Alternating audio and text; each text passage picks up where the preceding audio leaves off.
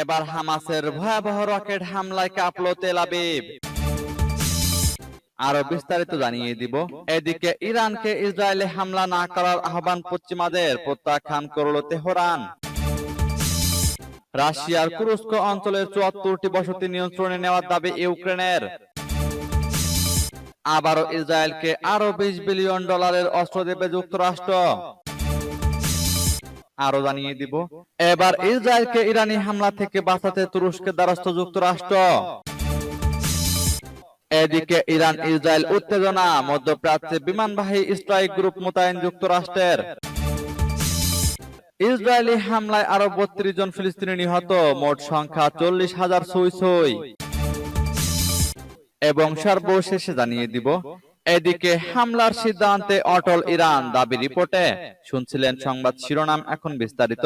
তবে তার আগে অনুরোধ থাকবে, এই ভিডিওতে একটি লাইক দিন এবং কমেন্টস করে জানিয়ে দিন আপনি কোন জেলা থেকে বা কোথায় থেকে আমাদের সাথে যুক্ত রয়েছেন। এবং সংবাদের সর্বশেষ গুরুত্বপূর্ণ আপডেট পেতে চ্যানেলটি সাবস্ক্রাইব করে আমাদের সঙ্গেই থাকুন। এবার হামাসের ভয়াবহ রকেট হামলায় কাঁপল তেল আবিব। ইসরায়েলি শহর তেল আবিবে রকেট হামলা চালিয়েছে হামাস।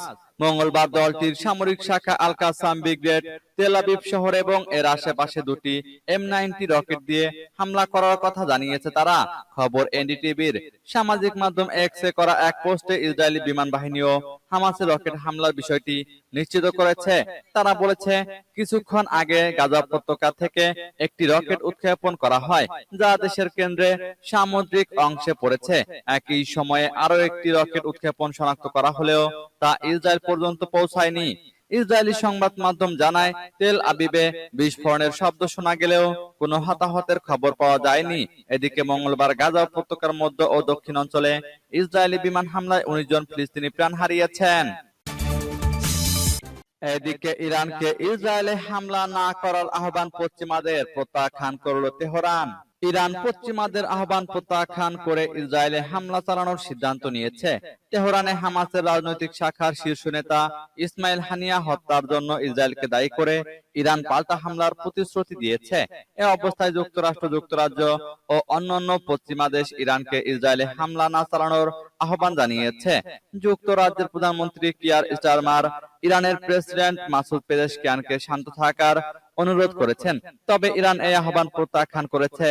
ইরানের পররাষ্ট্র মন্ত্রণালয়ের মুখপাত্র নাসের কানিয়ানি বলেছেন, তাদের জাতীয় নিরাপত্তা এবং সার্বভৌমত্ব রক্ষায় তারা প্রতিশ্রুতিবদ্ধ এবং এতে আন্তর্জাতিক অনুমতির প্রয়োজন নেই। ইসরায়েল হামাস নেতা হানিয়া হত্যার দায় স্বীকার না করলেও ইরানের হামলার হুমকির প্রেক্ষিতে তাদের সেনাবাহিনীকে সর্বোচ্চ সতর্ক অবস্থায় রাখা হয়েছে। এদিকে লেবাননের ইরান সমর্থিত গোষ্ঠী হিজবুল্লাহ ইসরায়েলে হামলার হুমকি দিয়েছে। যুক্তরাজ্য, ফ্রান্স ও জার্মানি এক যৌথ বিবৃতিতে ইরান এবং এর মিত্রদের ইসরায়েলে হামলা না করার আহ্বান জানিয়েছে, কারণ এটি আঞ্চলিক উত্তেজনা আরো বাড়িয়ে দিতে পারে। ব্রিটিশ প্রধানমন্ত্রী সরাসরি ইরানের প্রেসিডেন্টকে ফোন করে গভীর উদ্বেগ প্রকাশ করেছেন এবং শান্ত থাকার পরামর্শ দিয়েছেন। পেজেশকিয়ান পশ্চিমাদের সমালোচনা করে বলেছেন, ইসরায়েলের নৃশংসতা পশ্চিমাদের সমর্থনের ফলস্বরূপ এবং আগ্রাসী কার্যক্রম বন্ধ করার জন্য পাল্টা জবাব দেওয়া ইরানের আইনি অধিকার। এবার রাশিয়ার কুরস্ক অঞ্চলের ৭৪টি বসতি নিয়ন্ত্রণে নেওয়ার দাবি ইউক্রেনের। ইউক্রেনের প্রেসিডেন্ট ভলোদিমির জেলেনস্কি মঙ্গলবার জানিয়েছেন, রাশিয়ার কুরস্ক সীমান্ত অঞ্চলে ইউক্রেন এখন ৭৪টি বসতির নিয়ন্ত্রণে রয়েছে।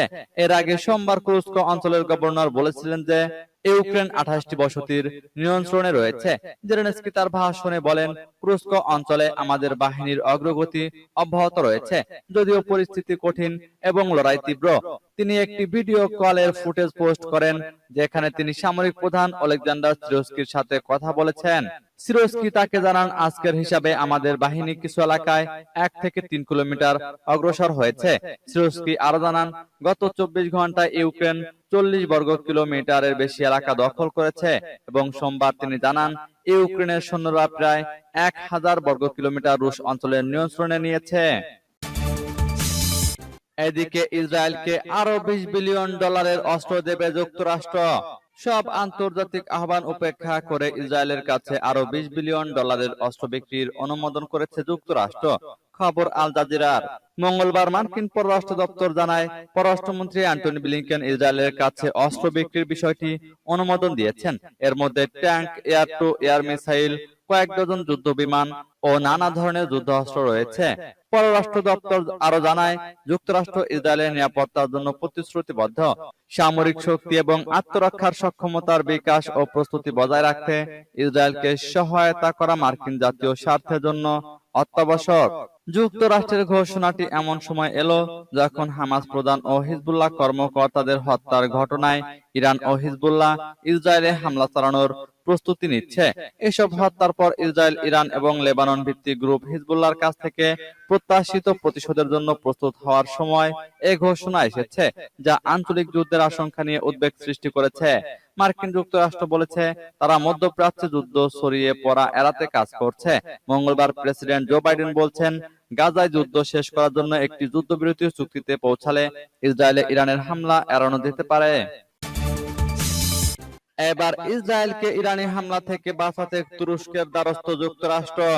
ইসরায়েল এবং ইরানের সাথে উত্তেজনা কমাতে তদবির করছে যুক্তরাষ্ট্র। এবার তারা এই বিষয়ে মধ্যস্থতা করতে তুরস্ককে রাজি করাতে চাইছে। তুরস্কে নিযুক্ত মার্কিন রাষ্ট্রদূত এই কথা জানিয়েছেন। রয়টার্সের প্রতিবেদন অনুযায়ী, মধ্যপ্রাচ্যে উত্তেজনা কমাতে ইরানের সঙ্গে ভালো সম্পর্ক রয়েছে এমন মিত্রদের সাথে আলাপ করছে যুক্তরাষ্ট্র। তুরস্কে নিযুক্ত মার্কিন রাষ্ট্রদূত এই কথা বলেছেন। মার্কিন রাষ্ট্রদূত জেফ ফ্লেক বলেন, মধ্যপ্রাচ্যে উত্তেজনা কমাতে ইরানের উপর চাপ প্রয়োগ করতে তাদের সঙ্গে সম্পর্ক আছে এমন আমাদের সব মিত্রকে বলেছি, তাদের মধ্যে তুরস্কও রয়েছে। তিনি বলেন, এই যুদ্ধ যেন আর না ছড়িয়ে পড়ে সে বিষয়টি নিশ্চিত করতে চেষ্টা করা হচ্ছে। গত 31শে জুলাই ইরানের রাজধানী তেহরানে এক গুপ্ত হামলায় হামাসের প্রধান ইসমাইল হানিয়া নিহত হন। এই হামলার জন্য ইসরায়েলকে দায়ী করে কড়া জবাব দেওয়ার হুঁশিয়ারি দিয়েছে ইরান। হিজবুল্লাহ ও হামাস সেই প্রতিশোধ হামলায় অংশ নেওয়ার ঘোষণা দিয়েছে। এদিকে ইরান ইসরায়েল উত্তেজনা, মধ্যপ্রাচ্যে বিমানবাহী স্ট্রাইক গ্রুপ মোতায়েন যুক্তরাষ্ট্রের। ইরানের সম্ভাব্য প্রতিশোধমূলক হামলা থেকে ইসরায়েলকে সুরক্ষিত রাখতে মার্কিন যুক্তরাষ্ট্র মধ্যপ্রাচ্যে বিমানবাহী স্ট্রাইক গ্রুপ মোতায়েন করেছে। ইসরায়েলি সামরিক বাহিনীর তেহরানে হামাস নেতা ইসমাইল হানিয়াকে হত্যার পর ইরান প্রতিশোধ নেওয়ার ঘোষণা দিলে এই পদক্ষেপ নেওয়া হয়। ইরানের হুমকির পর ইসরায়েল সর্বোচ্চ সতর্ক অবস্থায় রয়েছে। মার্কিন প্রতিরক্ষা মন্ত্রী Lloyd Austin USS Georgia guided missile সাবমেরিনকে মধ্যপ্রাচ্যে পাঠানোর নির্দেশ দিয়েছেন এবং পরবর্তীতে USS Abraham Lincoln carrier strike গ্রুপকেও সেখানে মোতায়েন করেছেন। এই জাহাজে যুক্তরাষ্ট্রের অত্যাধুনিক F-35 জঙ্গি বিমান রয়েছে, যা মার্কিন সামরিক শক্তির এক উল্লেখযোগ্য অংশ। ওমান উপসাগরে ইতিমধ্যে মার্কিন রণতরী ইউএসএস রুজভেল্ট সহ অন্যান্য যুদ্ধ জাহাজ অবস্থান করছে। যুক্তরাষ্ট্রের আশঙ্কা, চলতি সপ্তাহে ইরান ইসরায়েলের বিরুদ্ধে বড় ধরনের হামলা চালাতে পারে। যুক্তরাষ্ট্রের জাতীয় নিরাপত্তা পরিষদের মুখপাত্র জন কির্বি এই সতর্ক বার্তা দিয়েছেন এবং বলেছেন, ইরান যে কোনো সময় ইসরায়েলের উপর আক্রমণ করতে পারে। এবার ইসরায়েলি হামলায় আরো 32 জন ফিলিস্তিনি নিহত, মোট সংখ্যা 40,000 ছুঁই। ফিলিস্তিনের অবরুদ্ধ গাজা ভূখণ্ডে ইসরায়েলের চলমান বর্বর হামলায় আরো 32 জন ফিলিস্তিনি নিহত হয়েছেন, যার ফলে মৃতের সংখ্যা প্রায় 40,000-এ পৌঁছেছে। আহতের সংখ্যা 92,000-এরও বেশি, যা এই মানবিক বিপর্যয়কে আরো গভীর করেছে। মঙ্গলবার আনাদুলুস বার্তা সংস্থার প্রতিবেদনে জানানো হয়েছে, ইসরায়েলের অব্যাহত হামলায় গত 24 ঘন্টায় 32 জনের মৃত্যু হয়েছে এবং 88 জন গুরুতর আহত হয়েছেন। ধ্বংসস্তূপের নিচে আরো অনেক মানুষ আটকা পড়েছেন, যাদের উদ্ধার করতে সক্ষম হচ্ছে না উদ্ধারকারীরা। ফিলিস্তিনি স্বাস্থ্য মন্ত্রণালয়ের মতে, গাজা উপত্যকা জুড়ে ধ্বংস হওয়া ভবনের ধ্বংসস্তূপের নিচে এখনো প্রায় 10,000 মানুষ নিখোঁজ রয়েছেন। জাতিসংঘের নিরাপত্তা পরিষদের যুদ্ধবিরতির প্রস্তাব উপেক্ষা করে ইসরায়েল তার আক্রমণ অব্যাহত রেখেছে, যা গাজার পরিস্থিতিকে আরো সংকটময় করেছে। গত বছরের অক্টোবর থেকে শুরু হওয়া ইসরায়েলি এই হামলায় অসংখ্য হাসপাতাল, স্কুল, শরণার্থী শিবির, মসজিদ এবং গির্জা সহ হাজার হাজার ভবন ধ্বংস বা মারাত্মকভাবে ক্ষতিগ্রস্ত হয়েছে।